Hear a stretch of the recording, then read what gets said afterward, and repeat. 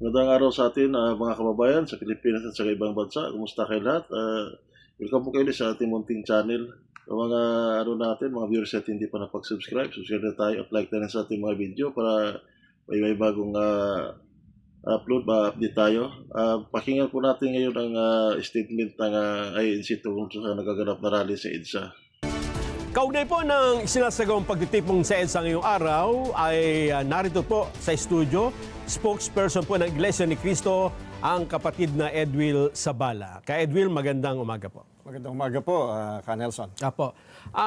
Ito pong pagdagsa ng mga tao sa White Plains, sa Quezon City, at meron ding nakita dyan sa Liwasang Bonifacio, ang iba po inatanong na sila daw po pala ay membro ng Iglesia ni Cristo. Ano po bang dahilan? Bakit nagtungo doon ang ilan nating kababayan at kasama ang mga miyembro ng INC? Magandang katanungan po at dala-dala ko nga po ang statement na nais kong basahin ngayon sa mga nanonood sa atin. Narito po ang statement ng Iglesia ni Cristo. Hindi tutol ang Iglesia ni Cristo sa pagpapatupad ng batas, pero tutol kami sa pagbaluktot sa batas, lalo na kung ang layunin ay para pagtakpan ang katiwalian. Gaya ng alam ng marami, si Senator Dante Marcoleta ay nanguna sa pag-iimbestiga sa isa sa pinakamalaking pandarambong na naganap sa ating kasaysayan. Sinimulan niya ito nang siya pa ang chairman ng Blue Ribbon Committee ng Senado. Subalit, pinalitan ng liderato ng kumiting ito. Gayunpaman, itinuloy niya ang paghahanap ng hustisya para sa atin na mga mamamayan. Ang ipinagtataka namin ay kung bakit siya na nagsusulong sa pag-expose ng mga sangkot sa napakalaking pagnanakaw sa Pilipinas ang kakasuhan at ipakukulong sa halip na ang mga na-expose. Ang ikinakaso kay Senator Marcoleta ay plunder na isang non-bailable crime. Sa makatwid, ipakukulong siya at hindi pwedeng magpiyansa hanggang hindi natatapos ang pagliliti sa kanya. Sa madaling salita, ay hindi na niya maitutuloy ang paglalantad o pag-expose sa mga sangkot sa pandarambong na naganap.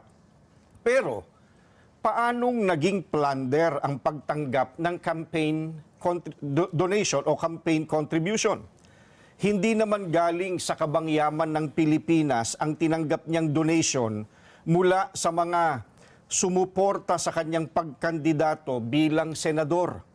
At mismong ang COMELEC ay naglabas na ng desisyon na walang krimen na naganap sa pagtanggap niya ng campaign donation.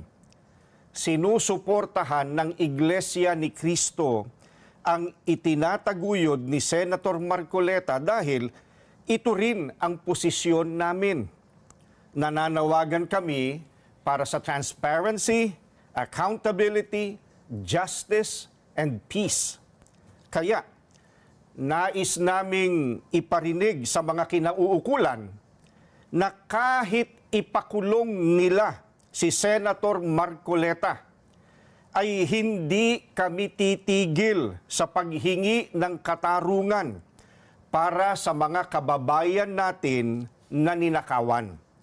Gusto naming ipaalam sa kanila na isang injustice ang selective justice at hindi kami mananahimik sa harap nitong napakalaking pagyurak sa katarungan na hinihingi ng ating mga kababayan. Yan po ang statement ng Iglesia ni Cristo. Maraming salamat po. Statement mga kababayan, ang statement ng Iglesia ni Cristo. So nakiisa tayo sa panawagan nila. Sa atin na naman dito, hindi naman natin dito kung nakasala is parusahan. Yan nga lang, ang nakakalungkot kasi dito, kasi yung mga naghahayag ng katotohanan, yung pang kinakasuhan ngayon.